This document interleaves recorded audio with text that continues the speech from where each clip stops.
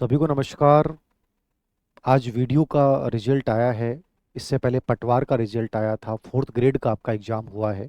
अधीनस्थ सेवा चयन बोर्ड पिछले एक साल में ऐसे पेपर बना रहा है जो मतलब PYQ बेस्ड पेपर है। एक नॉर्मल आपने बुकलेट पढ़ी और आपका बहुत अच्छा जा रहा है, और उसका परिणाम है कि मेरिट बहुत हाई जा रही है। तो कहीं ना कहीं आलोक राज जी सोशल मीडिया पे बहुत एक्टिव रहते हैं, और उनको बहुत सारे लोगों ने ट्रोल किया इस बात को लेकर कि आरपीसी जहां 40% वाले बच्चे नहीं मिल पा रहे हैं, एक अलग लेवल पेपर बना रही है, और एक आप ऐसा पेपर बना रहे हो कि कोई लेवल ही नहीं है। तो कहीं ना कहीं उस उन्होंने इसको कोई वैसा नहीं लिया है, पॉजिटिव वे में लिया है। और आज उनका एक बहुत इंपॉर्टेंट स्टेटमेंट आया है, तो मैं इसके संदर्भ में बहुत सारे बच्चों के मेरे पास मैसेज आए कि सर, आने वाले ग्रेड थर्ड के पेपर को लेकर अब हमारी क्या रणनीति होनी चाहिए। दो चीजें हैं।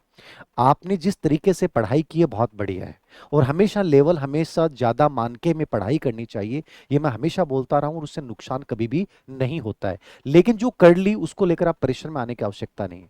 आलोक राज जी ने बहुत क्लियर शब्दों में कहा है, जो मैं संक्षिप्त में आपको बता दूं। उन्होंने कहा कि हम चाहते हैं कि आने वाला पेपर ऐसा हो जो रटने से वाले बच्चों के लेवल पे आधारित ना होकर थोड़ा सा अप्लाई टाइप हो, समझ बेस हो। मतलब रिकॉल वाले प्रश्नों को उन्होंने कम करने की बात की। रिकॉल वाले समझ गए कि ये दुर्ग कहाँ पे है, ये युद्ध किस डेट को हुआ था, इस व्यक्ति का उपनाम क्या था, ये रिकॉल वाले प्रश्न होते हैं। तो इनकी संख्या अचानक से कम करेंगे। और नंबर दो, संख्या किसकी बढ़ाई जाएगी? समझ आधारित। समझ आधारित मतलब कथन कारण वाले प्रश्न। तो कथन कारण वाले प्रश्न समझ रहे हो आप, जो आपको पूरा चीज पूरा स्टेटमेंट यदि समझ में आ रहा है और उसका कारण क्या सही है क्या, वो थोड़ा सा आपको अभ्यास करना पड़ेगा। तो ऐसे प्रश्न हम तो टेस्ट सीरीज में रेगुलर थर्ड ग्रेड की जो भी टेस्ट सीरीज हैं, जो भी करवाते हैं, उनमें कंप्लीटली डालते ही हैं। इजी पेपर बनाते ही नहीं, उसका उद्देश्य है कि आपको इन प्रश्नों की समझ बने। इसके अलावा ऐसे प्रश्न अप्लाई टाइप, जो मतलब भविष्य में अनुप्रयोग संबंधी प्रश्न हो। जैसे साइकोलॉजी में ऐसे प्रश्न आते हैं, एक बच्चा ऐसा करता है, आप क्या करोगे। तो अनुप्रयोग संबंधी प्रश्न आजकल जीके में भी बनाए जाने लगे हैं। तुलनात्मक कंपैरिजन वाले प्रश्न, उन्होंने स्पेशली वर्ड यूज किया है कंपेरेटिव प्रश्न, कि ये राजा है या दूसरा राजा है, उसका तुलनात्मक रूप से या उसकी युद्ध शैली को।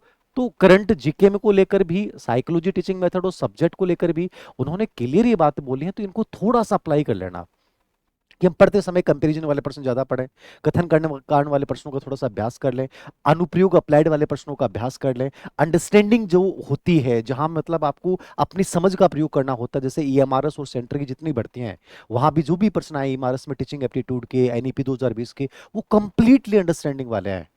ऐसा नहीं कि वो बहुत हार्ड थे, लेकिन तुरंत आराम से कर सकते हो। लेकिन जिस बच्चे ने केवल फैक्चुअल रटा है, फैक्ट पढ़े हैं, उनको नुकसान होगा। तो अब तक जो हम मान के चल रहे थे कि ग्रेड थर्ड का आने वाला पेपर एकदम से फैक्चुअल होगा, वो आरपीएससी के अधीनस्थ सेवा चयन बोर्ड के जो अध्यक्ष हैं आलोक राज जी ने, उन्होंने एकदम क्लियर बोल दिया कि हम ऐसा पेपर नहीं बनाएंगे, इसको एकदम से थोड़ा सा चेंज करेंगे। तो इससे डरिएगा नहीं, थोड़ा सा इसमें सुधार कीजिएगा। हम जो ग्रेड थर्ड का पेपर 4 तारीख को करवा रहे हैं, उसमें भी हमारा ये प्रयास रहेगा कि हम उसी लेवल को, यानी वो अप्लाइड बेस्ड पर्सन हो, कथन कारण वाले पर्सन हो, ठीक है, समझ आधारित पर्सन हो, तुलनात्मक पर्सन हो, उन सब का समावेश करते हुए डालेंगे। और आप भी थोड़ा अपने लेवल पे प्रैक्टिस करना प्रारंभ कर दें, क्योंकि यदि लेवल हम अच्छा मान के चलते हैं और पेपर अच्छा आ जाता है तो डर नहीं लगेगा। और हम मान के चलते हैं कि पटवारी वीडियो जैसा पेपर आएगा, और फिर अचानक से पेपर हार्ड आ जाता है, तो बड़ा नुकसान होता है। तो मॉडरेट पेपर आएगा, बहुत हार्ड में नहीं बनाएंगे। लेकिन कुछ चीजें उन्होंने थोड़ा सा परिवर्तन की बात कही है, तो इनको पॉजिटिव वे में लेना है, इनसे डरने की, घबराने की कहीं आवश्यकता नहीं है। धन्यवाद।